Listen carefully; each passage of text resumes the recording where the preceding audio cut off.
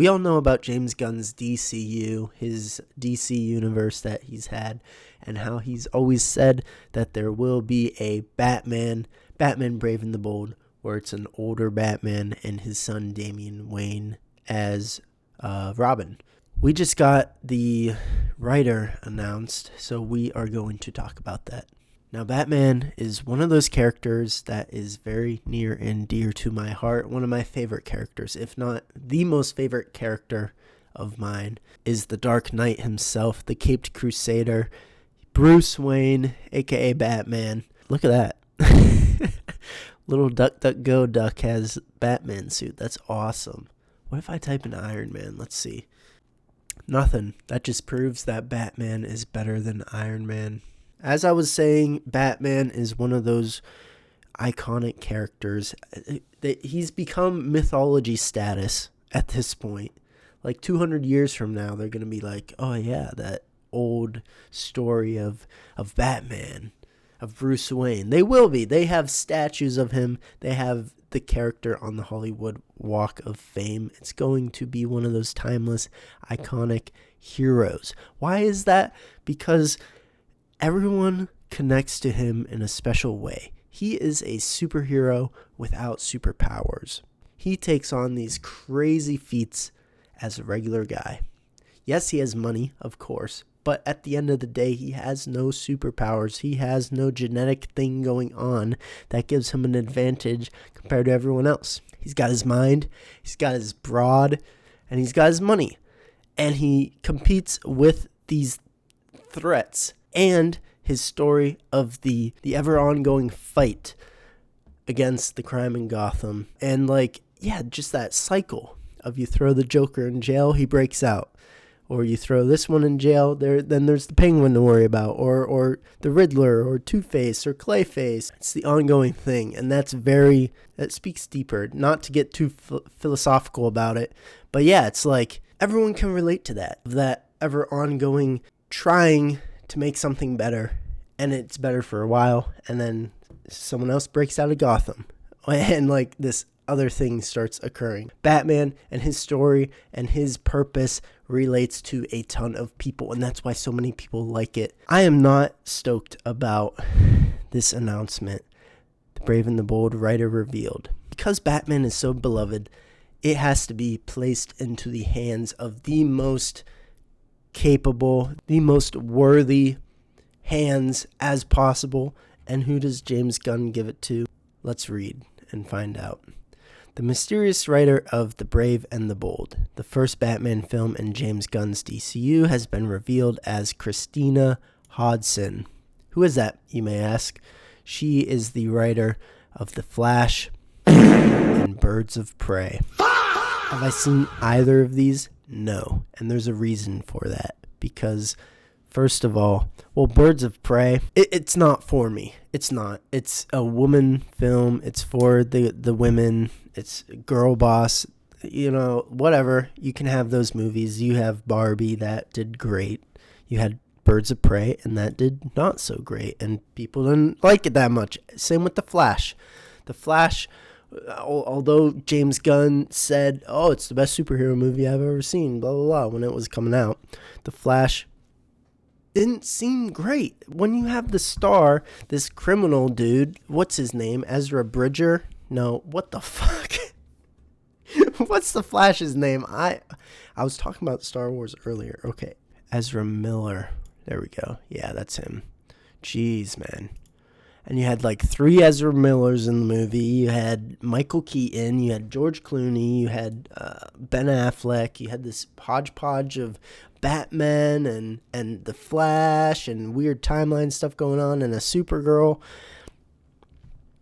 And then it just did not, I was not that interested. And then the reviews came out and it was mixed. Most people didn't like it. They thought it fell short. And there, of course, there's some who loved it or enjoyed it, this or that. But at the end of the day, I feel like she is not the person to give this to. The news came first from Scooper Extraordinaire. Don't care. That was just a rumor. And then someone came out and confirmed it. James Gunn has kept the identity of Brave and the Bold's writer a secret for some time, saying that he didn't want the writer to feel public pressure. You're gonna get that regardless. It's Batman. It's the most popular superhero nowadays, Everyone loves that character. It has to be done right. Both those movies crashed and burned exactly at the box office, and neither is well liked by most fans. Exactly. Gunn bringing Hodson on board to write his debut Batman movie is a bit stunning in light of that. People have mentioned many times that if you're revamping, if you're making a new DC universe, Batman should be one of those first movies coming out. Superman was a great choice, but then what came out after that? Creature Commandos, a cartoon that no one has ever seen. Peacemaker, which is a joke. I despise Peacemaker. It's not that funny. It's grotesque and weird and gross and not funny and annoying, and it's James Gunn humor, of course, but that's not the thing to kickstart your damn universe. Then what do they have next? They have a Lanterns show. I thought it was going to be a movie, a show. They have a Clayface movie. They have a Supergirl movie. What are we doing? The first 3 movies of a brand new DC universe should be Superman, Batman, Wonder Woman. Superman, Batman, Flash. Superman, Batman, Green Lantern. With Hal Jordan. Not these other people, and then brushing aside Batman because you don't know how to write a Batman movie because you all don't know Batman. You can't give it to her. Give it to some dude who's been through shit. Some dude who's been through so much shit, who has been to a dark place. Batman is a dark character. We all know that. He watched his parents die, bleed out in front of him. He's a dark character. He's been dealing with that his whole entire life. He's made it his life purpose to destroy crime. This imaginary thing up in the clouds that's impossible to destroy, but yet he still tries anyways. You can't give it to some posh Hollywood chick who doesn't know anything about struggle. Are you kidding me? I don't know the lady. I know I'm sure she's great. I'm sure she's nice. I'm sure she's a fine person. But you can't just give it to anyone. Batman is like the holy grail of characters. It's got to be handled so delicately. What else? Naturally, many are worried about Christina Hodson writing The Brave and the Bold. Yep. Why are they starting so late in Batman's career anyways, is my question. I guess it doesn't matter, because James Gunn's universe is going to get canceled in a couple years anyways. It's just inevitable. It's like, you have to hit the ground running. He hit the ground walking, jogging maybe. Probably a quick walk with Superman. I didn't mind Superman. I didn't think it was bad. I didn't think it was the most fantastic thing I've ever seen, but I liked it overall. I liked how it gave people hope for a little bit. Kindness is the new punk rock, blah, blah, blah. I liked what I saw on social media, the impact that it had. I liked Superman as a character. Sure, they had a whole bunch of other crap kind of jammed into that movie as well, but overall, I thought it was okay. The stuff following that and the stuff that will be following that, I don't think is going to be enough to start a whole entire universe. DC, the most popular superheroes of all history, of all time. It is a juggernaut in terms of stories that you can tell, and James Gunn just can't do it. So I don't have to worry too much. But if I were to worry, starting a brand new DC universe, you need the origins of the characters. You need character growth, and then that leads up in 8 years' time to a Justice League movie. But with Batman, you start with his origin story. I know we've seen it a million times, but guess what? You can do it good. Make it more modern. Show Bruce Wayne kind of growing up, kind of going through college, meeting Harvey Dent, not in depth, but have it be a thing. Show off him realizing, oh, I need to make a a show of myself when I'm in public, when I'm in the public eye, pretend to be this billionaire playboy, like college kid. You can do that. You can do that in cool and exciting ways, especially now that you have phones, now that you have technology and social media, intertie that with Bruce Wayne's upbringing, and then tie that into him starting out as Batman, getting in over his head, trying to figure out stuff, and then bringing in a Robin, Dick Grayson, and then stuff happening, and there's so much to do with the Batman story. If you're starting a brand new universe, you got to start with Batman being, in my opinion, an origin story. I don't know. Maybe not, because we've gotten the origin story so many times, but still, not with him old and have Damian. One thing that I wish we had more of is Batman. Maybe I'm eating my words here. Is Batman with a live action Robin? We haven't gotten any good Robins in live action. None.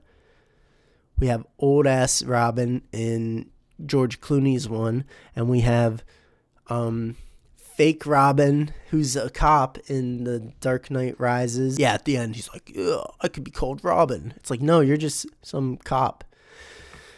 I want to see Dick Grayson, bro. I want to see Dick Grayson. I think we might be getting that in Matt Reeves' Batman. Matt Reeves' Batman is great. It's dark, it's gritty. They should just scoop that up, combine. But no, James Gunn's got this ego. James Gunn's got his goofy-ass personality where he's gonna, oh my gosh, has to make everything a fucking joke. You can't do that with Batman. Batman is a serious character, a serious story. You can have humor, but not James Gunn humor in a Batman movie. I don't know, man. I only talk about this because I care about this character, and so many people care about this character. And it shouldn't just be something to be trampled on, to be disrespected, to just be like handed off as another job. Like, this should be the job of a lifetime. We should have people fighting to get Batman. And like I said earlier in this video, it should be given to a dude who's been through shit. You know? Who's not wrapped up in the Hollywood bubble. I don't know if that's even possible. But like, either that, like, if you can't do it, great. If it's not the greatest movie you've ever made in your whole life, you shouldn't be touching Batman. And if you have an inkling of doubt that you're the person to do this, be like, whoa, I don't think I'm the right guy or girl, in this case, woman. Then don't touch it. I don't know, maybe I'm wrong. Maybe it will be a great movie. I want to see live action Robin. Do I want to see live action Damian? I don't know. I like Dick Grayson and Jason Todd a lot more than Damian. Let's see, what's this? There's no timeline for The Brave and the Bold yet. Hopefully they don't even do it. Hopefully James Gunn's universe gets scrapped before then. Except that we likely won't know anything about it until after the Batman Part 2 has come and gone, which won't be until late 2027. That's so long, man. But with the news that Christina Hodson is writing it, it's doubtful fans will be hopeful. I'm not really hopeful. Yeah, I just wanted to mention it. I thought it was interesting news. Does it mean anything? Probably not. It's still way too far out to even know. At least 3 or 4 years before this even comes out. If it comes out. So am I going to get worked up about it? No. Did this news upset me? Yes. But that's okay. What do you guys think? Do you think I'm being too harsh? Do you like Christina Hodson? Is that her name? Frick, I forget already. Yeah, Christina Hodson. Do you like her? Do you like her work? Do you think she can pull it off? If it even happens, I don't know. Let me know your thoughts down in the comments. If you liked this video and got this far into it, thank you so much for watching this far. And yeah, make sure to give it a like or a subscription. Yeah, I'm trying to hit 200 subscribers by the end of the month, so any sort of support helps out immensely. Yeah, thank you guys. That's all I have to say. I love Batman. I love Robin. They're awesome. I won't take up any more of your time. Have a good rest of your day, and I'll see you guys in the next one. Bye.